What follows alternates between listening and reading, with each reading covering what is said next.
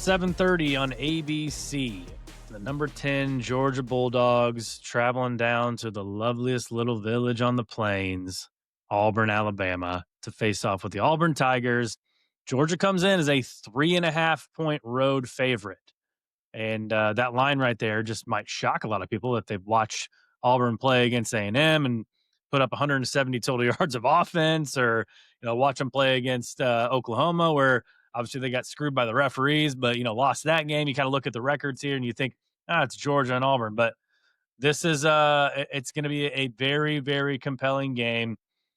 Obviously, the couple of the keys are, can Georgia get pressure on Jackson Arnold? Because Georgia has not created a lot of pressure.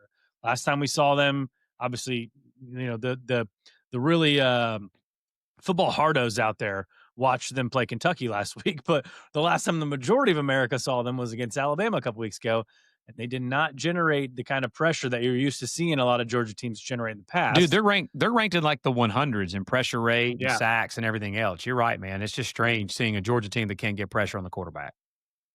Yep. And so sticking on that side of the ball, can Jackson Arnold use his legs? Because this is where I was alluding to earlier in the episode against, an Alabama Nick Saban type defense. That's what Kirby Smart runs. Yep. Can Jackson Arnold use his legs against that defense to open it up? Because that's what we always say. What gives Kirby's defense is the trouble usually is that running quarterbacks, that dual threat quarterback.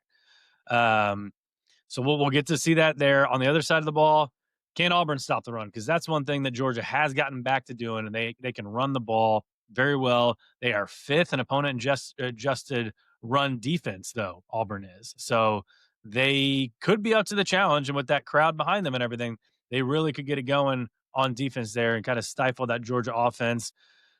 Auburn, though, I think the biggest key to the game for me, other than the atmosphere, which I'm sure we'll get into, and we've said it for 3 games now, I believe, for Auburn. Can they hit the big shots against that Georgia secondary? Because that Georgia secondary has definitely struggled. Obviously, you saw Ty Simpson take an early shot, which Ryan Williams dropped. That was a deep ball. The passing game really, really excelled in Athens against that Georgia secondary. But Auburn is just, they're 51st in opponent-adjusted passing offense. They just have not been able to get it done. But I think you even look at the Auburn or the Alabama wide receiving core, and then you look at Cam Coleman and Eric Singleton Jr. and Malcolm Simmons and Perry Thompson. Those guys as a whole, if they hit their peak, are way more talented than that Alabama receiving core. And it's just a matter of, can Jackson Arnold hit him? That's the question, isn't it? With Jackson Arnold.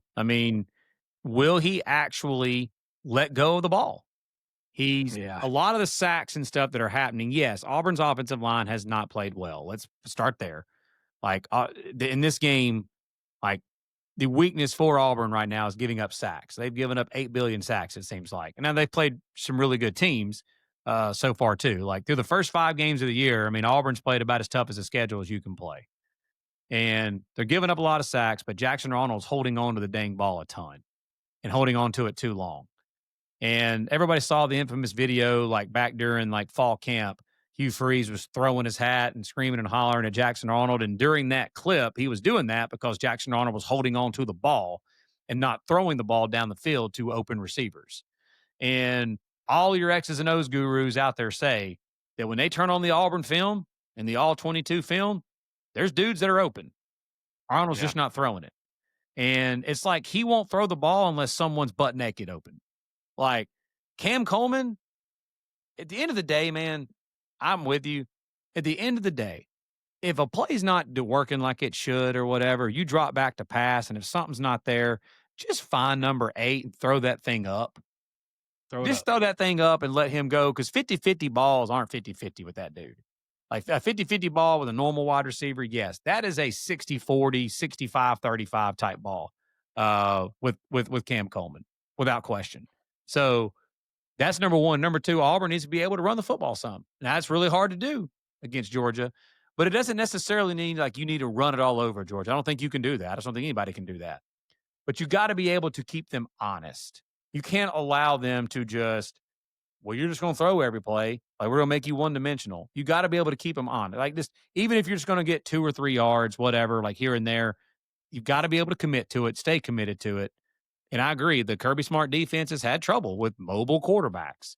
But it's not just mobile quarterbacks, it's dual threat, the emphasis on dual threat. You've got to be able to make some plays in the passing game, and then you take off running. When the play breaks down, you take off running. And I believe Arnold can do that. It's just hard for me, man, to sit here and think, though, that he's just going to all of a sudden just turn into, Joe Montana back there and start slinging the ball all over the yard. I just don't think that's who he is. But he can be a little bit improved. Yeah. Auburn had 2 road games back-to-back weeks at A&M and at Oklahoma, like you alluded to earlier. Bro, they didn't play well. They could not have honestly played worse offensively in those 2 games. Against Oklahoma, they gave up 75,000 sacks and all these tackles for a loss.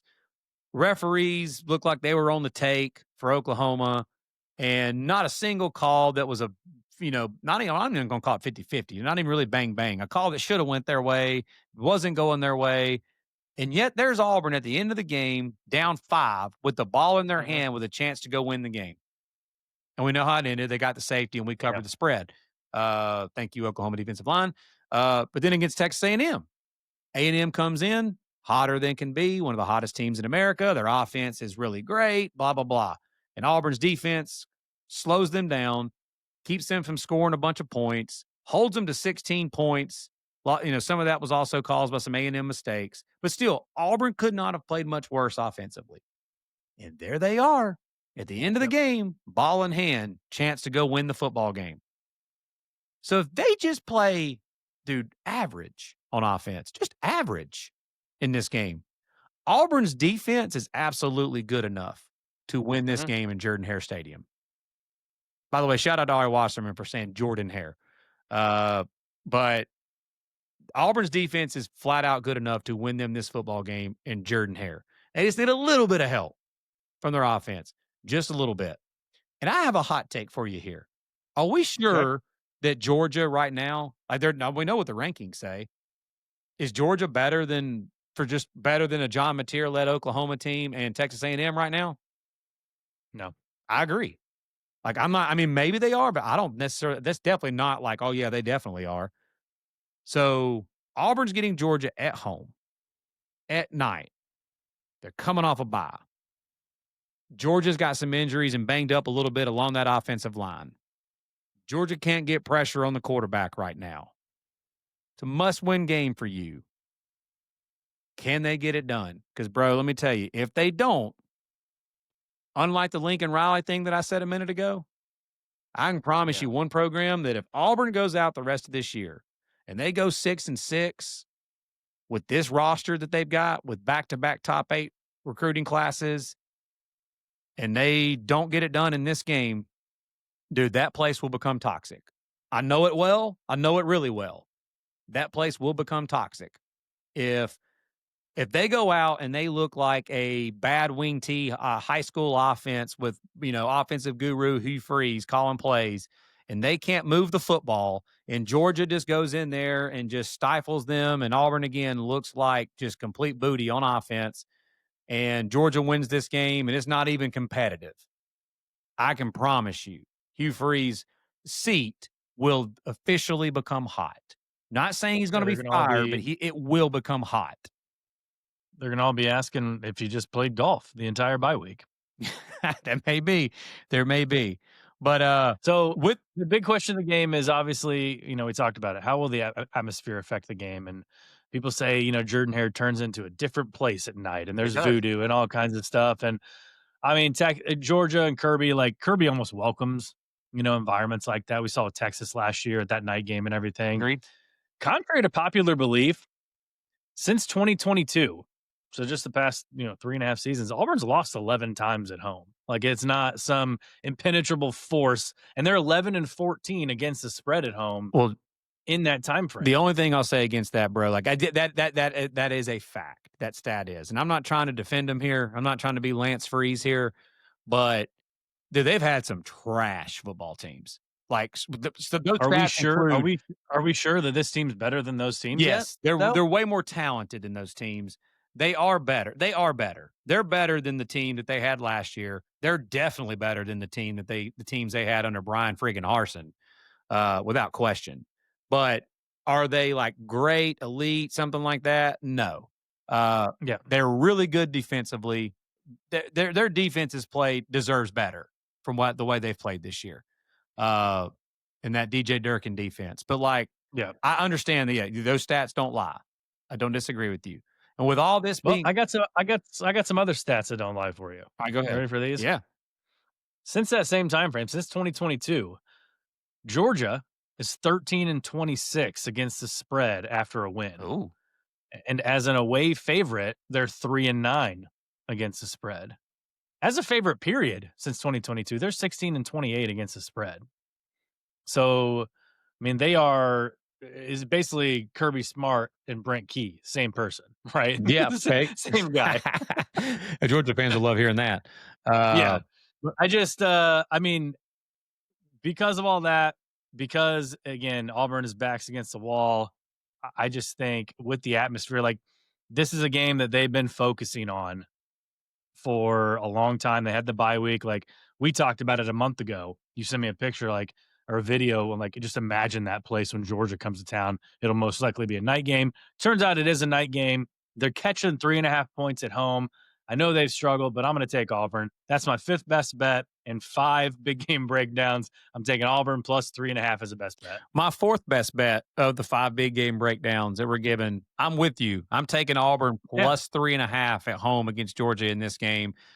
They're just going to have to beat us. It's the same setup for me, the way I feel about it, that I felt about Florida last week against Texas when I gave Florida money line and Florida to win the game straight up and obviously cover that 6.5 point spread. I just think, again, the bye week, the back against the wall mentality, Auburn absolutely is talented enough to compete with Georgia and win this game. It's just a matter of, can they get anything from their offense? If Auburn can just get average play from the offense, I think the defense is good enough to win this game. And I think Auburn will find a way to cover this 3.5. So I'm with you. Auburn plus 3.5 is a best bet of mine in this game. All right, that's it for us. Stay tuned for this weekend. We'll be coming at you with our Week 7 reaction show. Again, follow us on X, TikTok, Instagram, all that, Apple, Spotify, YouTube. You know the deal. You know by now. You know by now you should be subscribed to this channel. You should be following us on those socials. So for Lance Barton, I'm Tyler Noe. Take care. Have a great rest of your day, and we will see you next time.